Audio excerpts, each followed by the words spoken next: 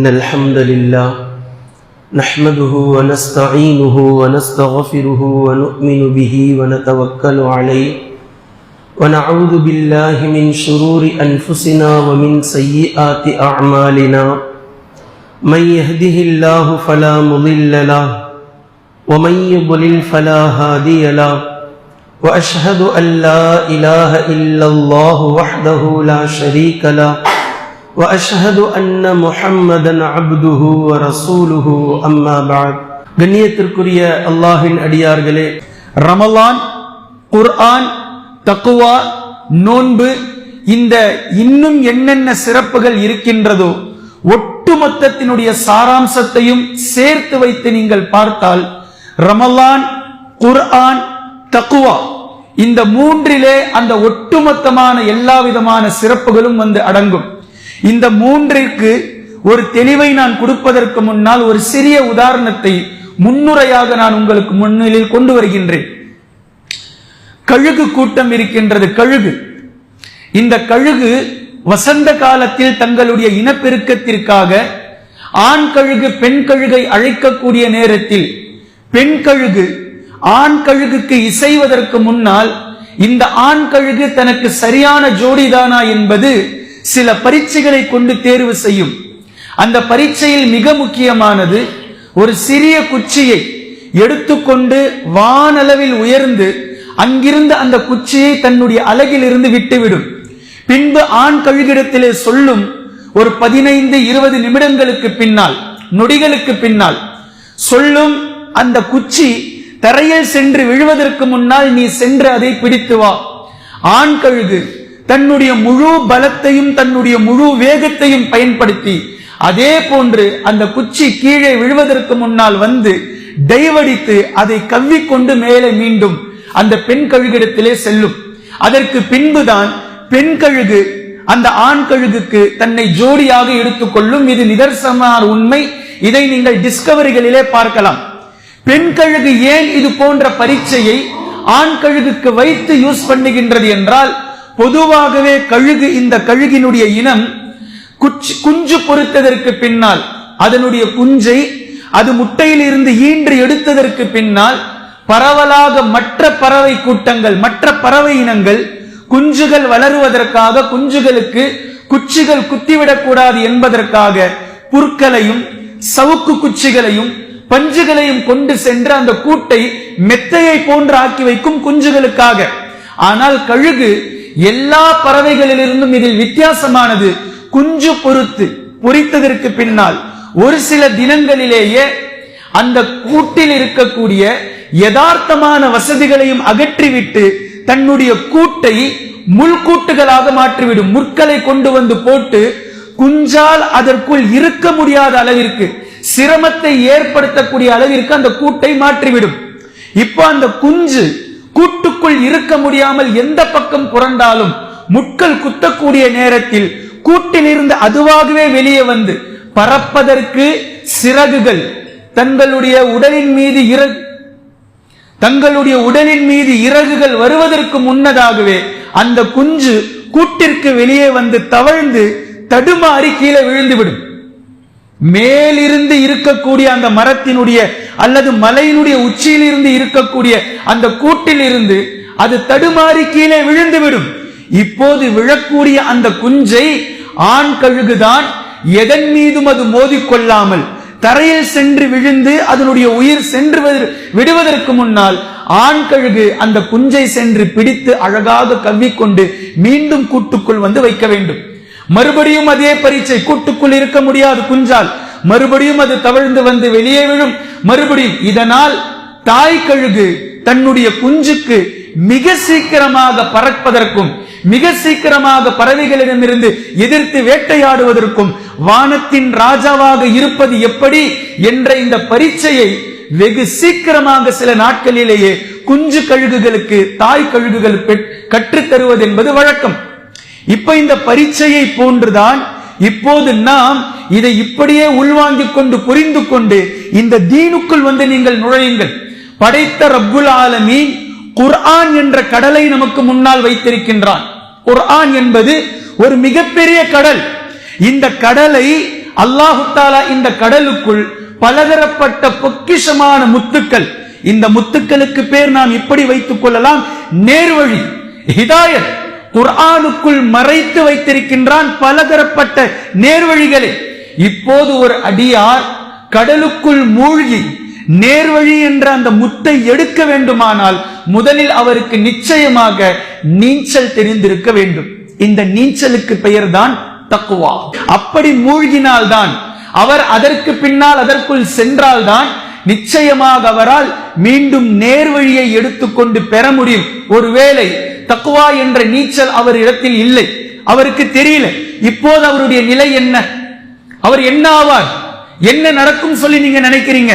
இப்படி கடலுக்குள் மூழ்குவதற்கு முன்னால் கடலில் நீந்துவதற்கு, அதனுடைய அலைகளை சமாளிப்பதற்கு, அதில் இருக்கக்கூடிய மீன்களிடமிருந்து தப்பிப்பதற்கு, கடலினுடைய விஷ ஜந்துக்களிடமிருந்து தப்பிப்பதற்கு நிச்சயமாக தக்வா என்ற நீந்துதல், ஹிக்மத், நீச்சல் நிச்சயம் தெரிந்திருக்க வேண்டும். இது தெரியாவிட்டால் அவரால் மூழ்கவும் முடியாது, முத்தை எடுக்கவும் முடியாது.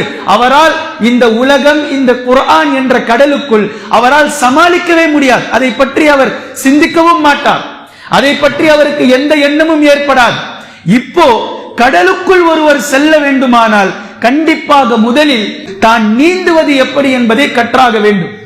கொஞ்சம் கொஞ்சமாக நீந்துதலை கற்றுக்கொண்டுதான் பின்பு பெரிய இடத்திற்கு, ஓடக்கூடிய ஆறுகளில், அலையடிக்கக்கூடிய கடல்களில், ஆழமாக இருக்கக்கூடிய கிணறுகளில் அவரால் டைவடித்து நீந்துதலினுடைய வகைகளை கொண்டு அவரால் தன்னை சமாளித்துக் கொள்ள முடியும். இப்படி ஒரு ஸ்விம்மிங் பூல் தான், நீச்சல் குளம் தான் நமக்காக ரப்புல் ஆலமீன் ஏற்படுத்தியதுதான் ரமலானுடைய மாதம். இந்த ஒரு மாதம் அல்லாஹு தஆலா நமக்காக ஏற்படுத்தி இருக்கக்கூடிய நீச்சல் குளம். இந்த நீச்சல் குளத்தினுடைய கடைசி பத்திலும் கூட அல்லாஹு தஆலா எப்படி கடலுக்குள் முத்து இருக்கின்றதோ, குர்ஆனுக்குள் நேர்வழி இருக்கின்றதோ, இதே போன்று இதிலும் அந்த பரிச்சயத்தை, பயிற்சியை அல்லாஹு தஆலா நமக்கு வழங்குகின்றான். சுலபமான பரீட்சை, சுலபமான பயிற்சி, ஆனால் செய்வதற்குத்தான் ஆள் இல்லை. கடைசி பத்திலே, அதில் ஒற்றைப்படையான இரவுகளிலே லைலத்துல் கத்ரை அல்லாஹு தஆலா மறைத்து வைத்திருக்கின்றான். தேட வேண்டிய இரவுகள் 10 இரவுகள், அவ்வளவுதான். இந்த 10 இரவுகளிலே விழித்து வணக்க வழிபாடுகளை கொண்டு உயிர்ப்பித்தால் நிச்சயம் இன்ஷா அல்லாஹ் லைலத்துல் கத்ரை நீங்கள் அடைந்து விடலாம் என்ற இந்த பயிற்சியை அல்லாஹு தஆலா நமக்கு தருகின்றான். இந்த பயிற்சியின் மூலம் நீங்கள் இந்த ரமலானிலே லைலத்துல் கத்ர் என்ற முத்தை, நேர்வழியை எப்படி உள்ளே புகுந்து எடுப்பது என்பதை கற்றுக்கொண்டு குர்ஆன் என்ற மிகப்பெரிய கடலுக்குள் மூழ்குங்கள். ஹிதாயத் என்பது அதற்குள் உங்களுக்கு இருக்கின்றது. எடுங்கள் அந்த ஹிதாயத்துகளை, பெறுங்கள் உங்களுடைய பாதையை என்று அல்லாஹு தஆலா நமக்கு சொல்லிக் கொடுக்கக்கூடிய இந்த செய்தி ரமலான் மற்றும் குர்ஆன் இந்த தக்வாவினால் நமக்கு புரிய வருகின்றது. இப்போது இந்த தக்வா, நீந்துதல் என்ற இந்த பயிற்சி, இந்த ஹிக்மத், அபூதர் ரலியல்லாஹு அன்ஹு அவர்கள் சொல்கிறார்கள், அல்லாஹ்வின் தூதர் ஸல்லல்லாஹு அலைஹி வஸல்லம் அவர்கள் எனக்கு கூறினார்கள், அபூதரே, நீங்கள் எங்கிருந்த போதிலும் தக்வாவை மேற்கொள்ளுங்கள். எங்கிருந்தாலும், எங்கு இருந்தாலும் நீங்கள் தக்வாவை மேற்கொள்ளுங்கள்.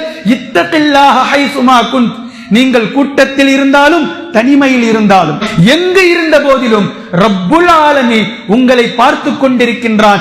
இத்தகில்லாஹ ஹைசுமா குன்த், அல்லாஹ் பார்க்காத, அல்லாஹ்வினால் அறிய முடியாத, நீங்கள் மனதில் எண்ணக்கூடிய அந்த விஷயங்கள் அல்லாஹுக்கு தெரியாத எந்த இடமும் வானங்களிலோ பூமியிலோ இல்லை, எங்கும் இல்லை.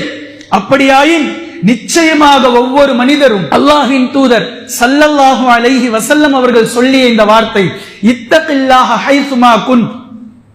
பின்பு இரண்டாவது, வஅத்பிஇஸ் ஸய்யிஅத்தல் ஹஸனத தம்ஹுஹா, நீ ஏதேனும் தெரிந்தோ தெரியாமலோ, அறிந்தோ அறியாமலோ, வேண்டும் என்றோ தெரியாமலோ, இரவிலோ பகலிலோ ஏதேனும் ஒரு தவறு செய்துவிட்டால் அதனை தொடர்ந்து உடனே ஒரு நற்காரியத்தை செய்.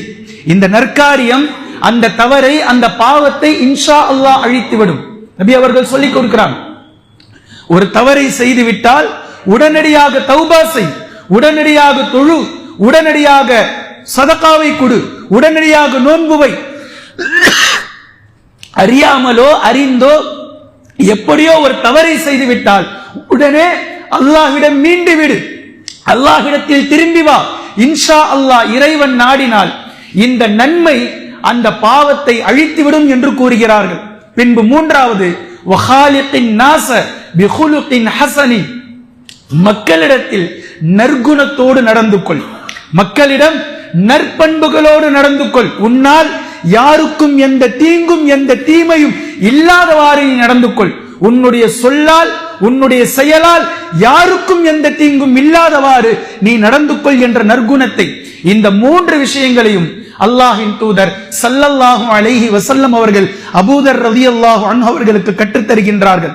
நபி ஸல்லல்லாஹு அலைஹி வஸல்லம் அவர்கள் அபூதர் ரலியல்லாஹு அன்ஹு அவர்களுக்கு சொல்லிய இந்த மூன்று வாக்கியங்கள், முதல் வாக்கியத்தில் அல்லாஹ்வினுடைய உரிமை கட்டுப்பட்டிருக்கின்றது. அல்லாஹ் ஒரு அடியாரிடத்தில் இப்படி எதிர்பார்க்கின்றான், உலகத்தில் உனக்கு எந்த பயம் இல்லாவிட்டாலும் பரவாயில்லை, அப்படித்தான் இருக்க வேண்டும், என்னுடைய பயம் உன்னுடைய உள்ளத்தை பற்றி இருக்கட்டும். அல்லாஹ்வினுடைய பயம் தக்வா, இது அல்லாஹுக்கான உரிமை. ஒரு அடியார் அல்லாஹ்வை பயந்துதான் நடந்தாக வேண்டும். பின்பு இரண்டாவது அடியாருக்கான உரிமை, அது என்ன? தௌபா, நன்மை தவறுக்கு பின்னால் நன்மையை செய்துவிடு என்பதனுடைய பொருள் தௌபா செய்து மீண்டும் அல்லாஹ்விடத்தில் மீண்டு விடு, இது அடியார் அவருக்கான உரிமை. மூன்றாவது, மனிதர்களோடு நீ நல்ல முறையில் நடந்து கொள் என்பது மக்களுடைய உரிமை, அவர்களுக்கான உரிமையை நீ கொடுத்து விடு. அல்லாஹுக்கான உரிமையை சரியாக செய், உனக்கான உரிமையை சரியாக பயன்படுத்து, மக்களுக்கான உரிமையை மிக தெளிவாக நீ கொடுத்து விடு என்பதை இப்னு ரஜப் ரஹிமஹுல்லாஹ் இந்த ஹதீஸிற்கு விளக்கம் தருவதை நீங்கள் பார்க்கலாம். இப்போது உமர் ரலியல்லாஹு அன்ஹு அவர்கள் கேட்கிறார்கள் உபை இப்னு கஅப் ரலியல்லாஹு அன்ஹு அவர்களிடத்தில், உபையே, தக்வா என்றால் என்ன? தக்வா என்றால் என்ன? உபை இப்னு கஅப் ரலியல்லாஹு அன்ஹு அவர்கள் சொல்றாங்க உமர் ரலியல்லாஹு அன்ஹு அவர்கள் கிட்ட, உமரே, என்றாவது நீங்கள் கரடுமுரடான பாதைகளில் நடந்திருக்கிறீர்களா? ஆம், நடந்திருக்கிறேன். எப்படி நடப்பீர்கள்? என்னுடைய கீழாடை முட்களோ கரடுமுரடான கற்களோ என் கீழாடையை சேதப்படுத்தி விடாமல் அதை பாதுகாப்பாக தூக்கிக் கொண்டு சரி செய்து கொண்டு, முட்கள் கற்கள் இருப்பது என்னுடைய காலில் குத்தி விடாமல், பாதத்தை எங்கு வைத்தால் சேஃப் ஜோனாக இருக்குமோ பார்த்து பார்த்து எட்டு வைத்து செல்வேன் கரடுமுரடான பாதையில் பயணம் செய்தால். அப்போ உபை இப்னு கஅப் ரலியல்லாஹு அன்ஹு அவர்கள் சொன்னார்கள், ஹாகதா, இதுதான் தக்வா, இதுதான் தக்வா. இந்த உலகம் கரடுமுரடான பாவங்களை கொண்டு நிரம்பி இருக்கின்றது. ஹராம் ஹராம் ஹராம், எங்கு திரும்பினாலும் ஹராம். இந்த பாதையில் ஹராம் கொட்டி கிடக்கக்கூடிய இந்த பாதையில் நீ தக்வா என்ற சேஃப் ஜோனை கொண்டு உன்னை நீ சரியாக கடந்து விடு. உபை இப்னு கஅபினுடைய அழகான விளக்கம். அலி ரலியல்லாஹு அன்ஹு அவர்களிடத்தில் கேட்கப்பட்டது, தக்வா என்றால் என்ன? அலி ரலியல்லாஹு அன்ஹு அவர்கள் 4 விஷயங்களை சொல்கிறார்கள். தக்வா, அல்லாஹ்வினுடைய பயம் இருக்கக்கூடிய உள்ளம். First point out. அல்லாஹ்வினுடைய பயம் இருந்தால் பாவம் செய்ய மாட்டார் ஒரு மனிதர், பாவத்தை யோசிக்கவும் மாட்டார், பாவமான விஷயத்தை பேச மாட்டார், அடுத்தவர்களை பழிக்க மாட்டார், பாவமான சிந்தனைகள் அவருடைய உள்ளத்தில் தோன்றாது. அப்படி ஒருவேளை தோன்றினால் அல்லாஹ்வினுடைய பயத்தை கொண்டு அதை அடக்குவார். நம்பர் 1 அல்லாஹ்வினுடைய பயம். நம்பர் 2 குர்ஆனின் படி வாழ்வது. குர்ஆனில் அல்லாஹ் தஆலா எதை ஸ்கேல் போட்டு சொல்லி இருக்கின்றானோ இந்த அடிப்படையில் தன்னுடைய வாழ்வியலை அடிப்படையாக அமைத்துக் கொள்வது. நம்பர் 2. நம்பர் 3 அல்லாஹ்வின் புறத்திலிருந்து எது தனக்கு வாழ்வாதாரமாக கிடைத்திருக்கின்றதோ அதை கொண்டு திருப்தி அடைவது. 4வது மறுமைக்காக தயாராவது. உலகத்திற்காக தயாராவதல்ல, உலகம் இருப்பதே மறுமைக்காக தயாராவதற்காகத்தான் என்பதை மிக தெளிவாக அலி ரலியல்லாஹு அன்ஹு அவர்கள் தக்வாவிற்கு விளக்கம் கொடுத்ததை நீங்கள் பார்க்கலாம். அப்துல்லாஹ் இப்னு மஸ்ஊத் ரலியல்லாஹு அன்ஹு, நன்கு யோசித்து பாருங்கள் இந்த விஷயம். சக்ராத்துடைய ஹாலத்திலே இருக்கிறார்கள், சக்ராத்துடைய நேரம். உஸ்மான் இப்னு அஃபான் ரலியல்லாஹு அன்ஹு அவர்களுடைய ஆட்சி காலம். அப்துல்லாஹ் இப்னு மஸ்ஊத் ரலியல்லாஹு அன்ஹு அவர்களை உஸ்மான் இப்னு அஃபான் நலம் விசாரிக்க செல்கிறார்கள். சக்ராத்துடைய நிலைமை அப்துல்லாஹ் இப்னு மஸ்ஊத் அவர்களுக்கு. சென்று பார்க்கிறாங்க, வறுமையிலும் வறுமை அவர்களுடைய வீடு. மிகுந்த ஏழ்மை முஹாஜிரின்களில் ஒருவர் அவர். அப்துல்லாஹ் இப்னு மஸ்ஊத் அவருக்கான எந்த ஒன்றும் இல்லாத காலம். அந்த நேரத்தில் 3 பெண் பிள்ளைகள் இருந்தார்கள் அவர்களுக்கு, அப்துல்லா இப்னு மஸ்ஊத் ரலியல்லாஹு அன்ஹு அவர்களுக்கு. உஸ்மான் இப்னு அஃபான் அவருடைய இந்த நிலையை பார்த்து அவர்களிடத்தில் கேட்கிறார்கள், அப்துல்லா இப்னு மஸ்ஊத் அவர்களே, உங்களுக்கு பைத்துல் மாலில் இருந்து சில சதகாவை எழுதி வைக்கவா? கொஞ்சம் சதகா தர்மம் நான் செய்துவிட்டு செல்லட்டுமா? அப்போது இப்னு மஸ்ஊத் ரலியல்லாஹு அன்ஹு அவர்கள் சக்ராத்திலே இருக்கும்போது சிரித்துக்கொண்டு அழகாக பதில் கூறுகிறார்கள், அமீருல் முஃமினீன் அவர்களே, என்னுடைய வறுமையை கண்டு நீங்கள் பயந்து விட்டீர்களா? எனக்கு 3 பெண் பிள்ளைகள் இருக்கிறார்கள். இன்னும் கொஞ்சம் நேரத்திலோ அல்லது கொஞ்சம் நாளிலோ நான் மௌத்தாகி விடுவேன். எனக்கு பின்னால் இந்த பெண் பிள்ளைகளுடைய நிலை என்ன என்பதை கண்டு நீங்கள் பயப்படுகிறீர்களா? பயப்பட வேண்டாம். நானும் என் மகள்களும் தினம் தினம் குர்ஆனை ஓதிக்கொண்டிருக்கின்றோம். வறுமை எங்களுக்கு பிரச்சனை இல்லை, வேண்டாம். நாங்கள் குர்ஆனை ஓதுகின்றோம். தினம் தினம் குர்ஆன் ஓதாத நாள் இல்லை என்னுடைய பெண் பிள்ளைகள். அதனால் இந்த வறுமையை கண்டு நீங்கள் பயப்பட வேண்டாம். சல்மான் ஃபாரிசி ரலியல்லாஹு அன்ஹு பாரசீக நாட்டிலிருந்து அல்லாஹ்வின் தூதர் ஸல்லல்லாஹு அலைஹி வஸல்லம் அவர்களிடத்தில் வந்தவர்கள். அவர்களுடைய சக்ராத்துடைய நேரம் கடுமையாக அழுதார்கள். மக்கள் கேட்டார்கள், ஏன் அழுகிறீர்கள்? நான் மௌத்தாக போகிறேன் என்று நினைத்து அழவில்லை. நபி ஸல்லல்லாஹு அலைஹி வஸல்லம் அவர்கள், இன்று இல்லை, எனக்குள் ஒரு பயம் இருக்கின்றது. நான் செல்வத்தை ஏதோ சேர்த்து வைத்து விட்டேனோ என்ற பயம் இந்த சக்ராத்துடைய நேரத்தில் என்னை தொற்றிக் கொண்டே இருக்கின்றது. சரி, அப்படி என்ன செல்வத்தை அவர் சேர்த்து வைத்து இருக்கிறார் என்று மக்கள் பார்க்கக்கூடிய நேரத்தில் போர்த்திக் கொள்வதற்கான ஒரு கம்பளி, சாப்பிடுவதற்கான ஒரு தட்டு, அவருடைய செல்வம். ஒரு கம்பளி, சாப்பிடுவதற்கான ஒரு தட்டு, இந்த இரண்டிற்கு அல்லாஹ்விடத்தில் நான் என்ன பதில் சொல்வேனோ என்று நடுங்கிய தக்வா, என்று நடுங்கிய அச்சம். சல்மான் ஃபாரிசி ரலியல்லாஹு அன்ஹு அவர்களுடைய விஷயம். அப்துர் ரஹ்மான் இப்னு அவுஃப் ரலியல்லாஹு அன்ஹு அவருடைய அடிமை அவருக்கு முன்னால் உணவை கொண்டு வந்து வைத்தார்கள். உணவை சாப்பிடாமல் அழ ஆரம்பித்து விட்டார்கள். அடிமை மக்கள் கேட்கிறாங்க, ஏன் அழுகிறீர்கள்?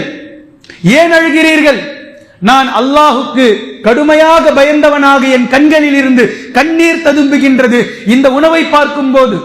நான் நபி ஸல்லல்லாஹு அலைஹி வஸல்லம் அவர்களோடு சஹாபாக்களோடு இருக்கும் நேரத்தில் இப்படிப்பட்ட உணவை உண்டதில்லை.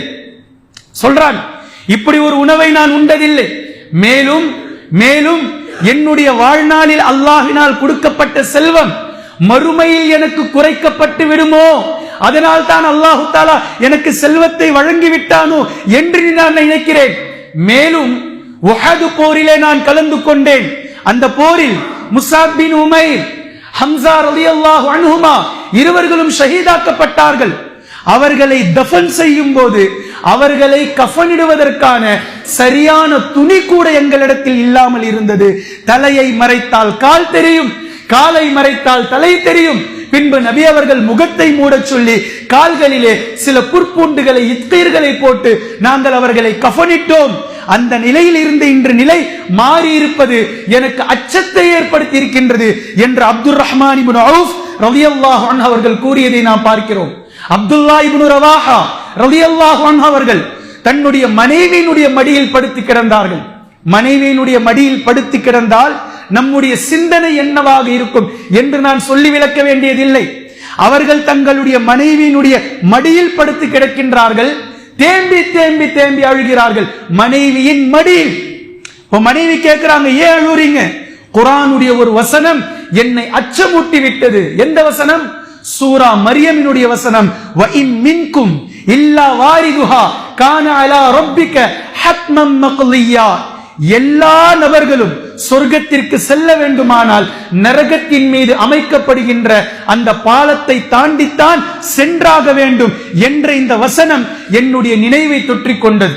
இந்த சொல்லி முடிக்கப்பட்ட எல்லா சம்பவங்களையும் நீங்கள் எடுத்து பாருங்கள். அல்லாஹ் எதை ஹலாலாக்கினானோ அந்த ஹலாலின் பக்கம் செல்லும் போதும் கூட இது உலகத்தில் அல்லாஹ்வை மறந்த சுகமாக சோதனையாக தனக்கு மாறிவிட்டதோ என்று அஞ்சிய அந்த நிலை இருக்கிறதே, இதற்கு பேர் தான் தக்வா. சொல்றது விளங்குதா? இவ்வளவும் அல்லாஹ் ஹலாலாக்கியது. அல்லாஹ் ஹலாலாக்கியதை அனுபவிக்கும் போதும் கூட அல்லாஹ்வினுடைய செல்வத்தை நாம் முறைகேடாக பயன்படுத்துகின்றோமா என்ற அச்சம் அவர்களுடைய உள்ளத்தில் தொற்றிக் கொண்டு வந்ததே. இதைத்தான் தக்வா என்று அல்லாஹு தஆலா பேசுகின்றான். இப்போ குர்ஆனுடைய முதல் வசனம் பாருங்கள். குர்ஆன் அலிஃப் லாம் மீம் ஸாலிகல் கிதாபு லா ரைப ஃபீ ஹுதல் லில் முத்தகீன். இதைத்தான் நான் நீச்சல் என்று சொன்னேன். யாரிடத்தில் நீச்சல் என்ற தக்வா இருக்கின்றதோ அவருக்கு கிடைக்கும் ஹிதாயத் என்ற முத்து, ஹிதாயத் என்ற நேர்வழி. நீச்சல் என்ற தக்வா யாரிடத்தில் இல்லையோ அவர் கடலில் இருக்கலாம், தத்தளிக்கலாம், அவ்வளவுதான். தத்தளிப்பவரை போன்றவர் கொஞ்சம் நேரத்தில் கொஞ்சம் நாளில் இறந்து போகலாம், மீன்களுக்கு இரையாகலாம், ஹிதாயத்தை பெற முடியாது. சோ தக்வா என்ற இந்த நீச்சல் என்ற ஹிக்மத் ஒருவர் தெரியாவிட்டால் கண்டிப்பாக அவருடைய நிலை அதோகதியாகிவிடும் என்பதற்கான சான்று இவைகள் எல்லாம். கண்ணியத்திற்குரிய அல்லாஹ்வின் அடியார்களே, அல்லாஹ் பேசக்கூடிய வசனங்களை பாருங்கள். இன்னல் முத்தகீன ஃபீ ஜன்னாத்தின் வ நஹர் ஃபீ மக்அதி சித்கின் இன்த மலீகின் முக்ததிர். சூரத்துல் கமருடைய கடைசி 2 வசனங்கள். நிச்சயமாக முத்தகீன்கள், தக்வா உடையவர்கள் சொர்க்கத்தினுடைய சோலைகளிலும் ஆறுகளுக்கு அருகாமையிலும் இருப்பார்கள்.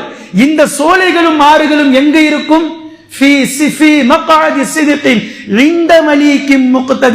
ஆற்றல் படைத்த அரசனான அல்லாஹுக்கு பக்கத்தில் இருக்கும்.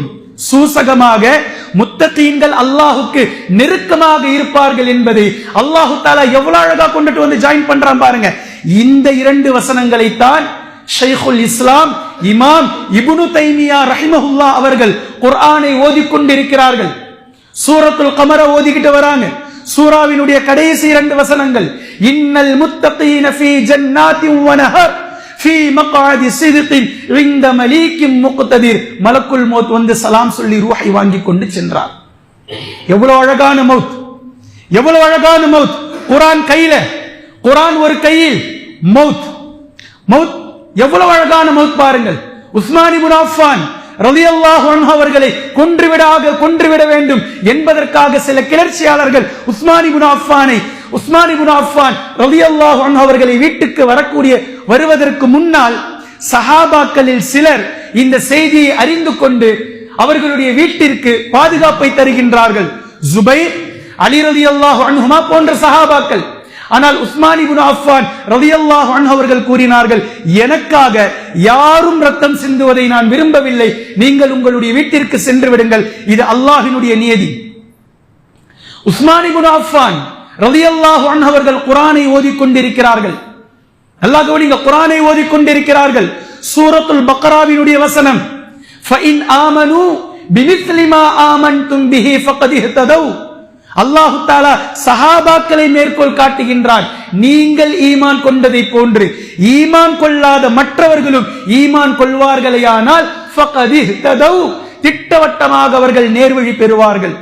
வ இன் தவல்லவ், ஒருவேளை அவர்கள் பின்வாங்கினால் ஃபஇன்னமா ஹும் ஃபீ ஷிகாக், அவர்கள் இஸ்லாத்தில் இருந்து வழிகெட்ட பிளவிலேயே அவர்கள் இருக்கின்றார்கள்.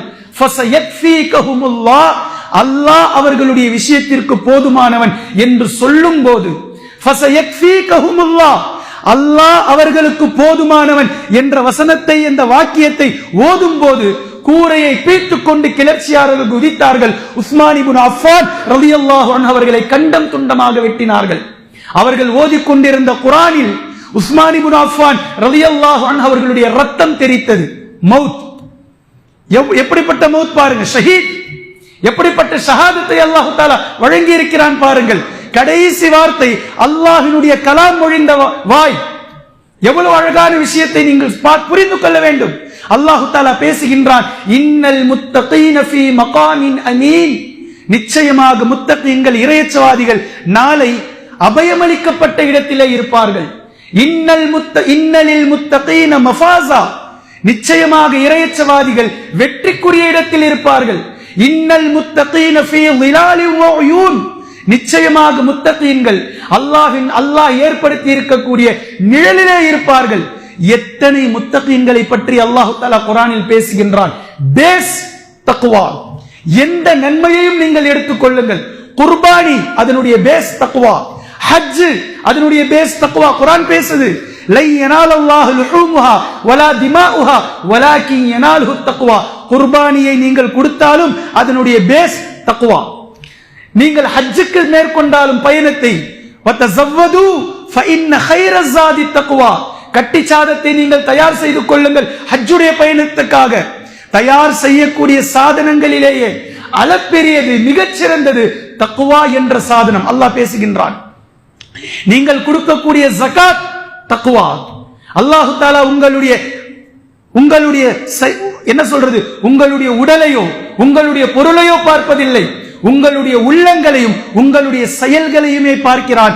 இன்னல்லாஹ லா யன்துரு இலா சுவரிக்கும் என்ற ஹதீஸை நீங்கள் பார்க்கலாம். எனவே எந்த அமல்களை நீங்கள் எடுத்து பார்த்தாலும் தக்வாவினுடைய அடிப்படையில் அது இருப்பதை பார்க்கலாம். இப்போது நாம் வைத்துக் கொண்டிருக்கக்கூடிய நோன்பும் தக்வா தான். அல்லாஹு தஆலா ஏற்படுத்தி கொடுத்திருக்கக்கூடிய ரமலான் என்பது ஒரு அழகான ஸ்விம்மிங் பூல். தக்வாவை கொண்டு நீங்கள் பயிற்சி எடுங்கள், நீந்துங்கள். உங்களுக்கு மிகப்பெரிய வேலை இருக்கின்றது. கடலிலே நீங்கள் மூழ்க வேண்டும். அதுதான் குர்ஆன். கடல் என்பது குர்ஆன். நோன்பு காலங்களில் குர்ஆனோடு எப்படி நீந்துவது என்ற பயிற்சியை தக்வாவை எடுத்துக்கொண்டு குர்ஆனிலே நீங்கள் மூழ்குங்கள் கடலிலே.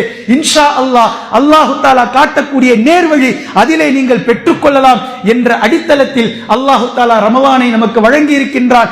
இப்போதும் ஒன்றும் பிரச்சனை இல்லை, இப்போதும் ஒன்றும் கெட்டு போகவில்லை. கடந்துவிட்ட இந்த 20 நாட்களை 22 23 நாட்களை நாம் எப்படி கடத்தி விட்டோமோ இப்போதே இன்றே இதே நேரத்தில் அல்லாஹ்விடத்தில் தௌபா செய்வோம். யா அல்லாஹ், எஞ்சி இருக்கக்கூடிய மீதம் இருக்கக்கூடிய நோன்பை நீயும் உன் தூதரும் எப்படி எங்களுக்கு கற்றுத் தந்திருக்கிறீர்களோ அந்த தக்வாவை அடிப்படையாக கொண்ட நாட்களாக, தினங்களாக, நோன்பாக எங்களுடைய இரவு வணக்கங்களையும் அதே தக்வாவினுடைய அடிப்படையில் எங்களுக்கு நீ அமைத்து தருவாயாக. நாங்கள் பலவீனர்களாக இருக்கிறோம், பலவீனத்திற்கு மேல் பலவீனர்களாக இருக்கிறோம். எங்களுடைய பலவீனத்தை அளவிட்டு சொல்ல முடியாத அளவிற்கு பலவீனர்களாக இருக்கிறோம். தக்வா என்ற அந்த அச்சாணியை நீயே எங்களுக்கு ஏற்படுத்தி கொடு.